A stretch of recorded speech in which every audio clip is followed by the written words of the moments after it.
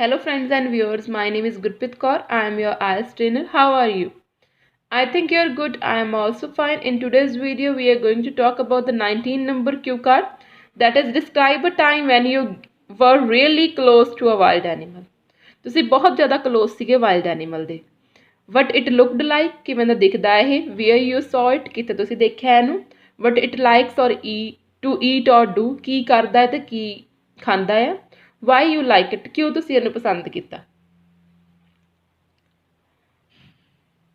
ਇਹਦੇ ਵਿੱਚ ਮੈਂ ਤੁਹਾਨੂੰ ਪਹਿਲਾਂ ਦੱਸੂਗੀ ਇੰਗਲਿਸ਼ ਦੇ ਵਿੱਚ ਜੋ ਮੈਂ ਤੁਹਾਨੂੰ ਲਿਖਿਆ ਸਭ ਕੁਝ, ਉਸ ਤੋਂ ਬਾਅਦ ਮੈਂ ਪੰਜਾਬੀ 'ਚ ਤੁਹਾਨੂੰ ਐਕਸਪਲੇਨ ਕਰੂੰਗੀ ਲਾਸਟ ਤੇ। ਆਪਾਂ ਸਟਾਰਟ ਕਰਦੇ ਹਾਂ। Well, India is a diverse country where not only domestic but wild species of animals can be easily seen. Being nature lover, I love to go to places which are surrounded with natural beauty. And a time when I was quite in proximity of camel. This happened 5 years ago when a school trip was organized to Rajasthan, where I accompany my teachers and peers.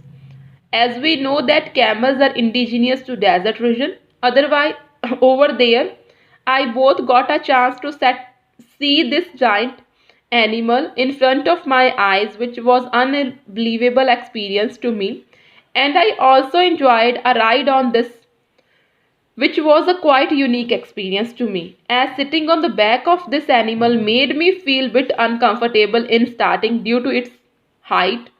However, I was over the moon after taking this ride. Everybody was looking tiny when I was sitting on this animal.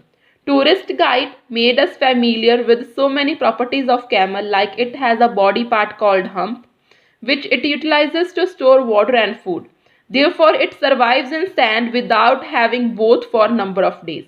Another fascinating thing is that camel has long nostrils along with eyelashes by which it can breathe in storms, provided with looking at all other things clearly. It also has long feet, which are known as grooves. These prevent its leg to sink in the sand. Therefore, it is used as medium of transport to not only carry cargo but also human. People also call this animal ship of desert. This animal is intelligent, being herbivorous. It eats plant and shrubs only. Even camel can recognize poisonous and non-poisonous plants with its great sense of smell. All in all, I was surprised as well as impressed by listening to real praise of this animal or camel. On that time, I clicked some of photographs. One of them I have got enlarged and hung on the wall of my room. So this is the animal which I like the most and has become my favorite after looking at his qualities. So ਇਹ ਸੀਗਾ ਆਪਣਾ ਕਿਊ card. ਹੁਣ ਮੈਂ ਤੁਹਾਨੂੰ ਇਹਦੀ ਪੰਜਾਬੀ ਦੱਸਦੀ ਹਾਂ ਵੀ ਕਿਵੇਂ ਆਇਆ ਜੋ ਵੀ ਸੀ। 2 ਮਿੰਟ ਦਾ ਤੇ ਹੋ ਗਿਆ, 2 ਤੋਂ ਉੱਪਰ ਮਿੰਟ ਦਾ, 2 ਮਿੰਟ ਐਂਡ 20 ਸੈਕਿੰਡਸ ਦਾ। ਮੈਂ ਇਹ ਕਿਹਾ ਵੀ ਇੰਡੀਆ ਡਿਵਰਸ ਕੰਟਰੀ ਆ ਜਿੱਥੇ ਕਿ ਸਾਨੂੰ ਸਿਰਫ ਡੋਮੈਸਟਿਕ ਐਨੀਮਲ ਨਹੀਂ ਦੇਖਣ ਨੂੰ ਮਿਲਦੇ ਜਿਹੜੇ ਆਪਾਂ ਘਰਾਂ 'ਚ ਪਾਲਦੇ ਹਾਂ, ਬਾਕੀ ਕੀ ਆ ਵਾਈਲਡ ਐਨੀਮਲ ਵੀ ਦੇਖਣ ਨੂੰ ਮਿਲਦੇ ਜਿਹੜੇ ਕੀ ਆ ਵਾਈਲਡ ਦੇ ਵਿੱਚ ਜੰਗਲਾਂ ਦੇ ਵਿੱਚ ਰਹਿੰਦੇ ਆ। ਮੈਂ ਕੀ ਨੇਚਰ ਨੂੰ ਲਵ ਕਰਦੀ ਹਾਂ, ਤਾਂ ਕਰਕੇ ਮੈਨੂੰ ਇੱਦਾਂ ਦੀ ਜਗ੍ਹਾ 'ਤੇ ਜਾਣਾ ਬਹੁਤ ਪਸੰਦ ਹੈ ਜਿੱਥੇ ਕਿ ਐਨੀਮਲਸ ਹੋਣ ਕਿੰਨੇ ਜ਼ਿਆਦਾ। ਅਤੇ ਮੈਂ ਇੱਕ ਟਾਈਮ ਜਦੋਂ ਕਿ ਬਹੁਤ ਜ਼ਿਆਦਾ ਕੋਲੇ ਸੀਗੇ ਇੱਕ ਵਾਈਲਡ ਐਨੀਮਲ ਜਿਹੜਾ ਕਿ ਕੈਮਲ ਆ ਉਹਦੇ, ਇਹ 5 years ਅਗੋ ਹੋਇਆ ਸੀ। ਤੁਸੀਂ ਆਪਣੇ ਅਕੋਰਡਿੰਗ ਚੇਂਜ ਕਰ ਸਕਦੇ ਆ 5 year 2 years ਅਗੋ, ਕਿਉਂਕਿ ਮੈਂ ਗ੍ਰੈਜੂਏਸ਼ਨ ਕੀਤੀ ਹੋਈ ਤਾਂ ਕਰਕੇ ਮੈਂ 5 years ਬੋਲਿਆ।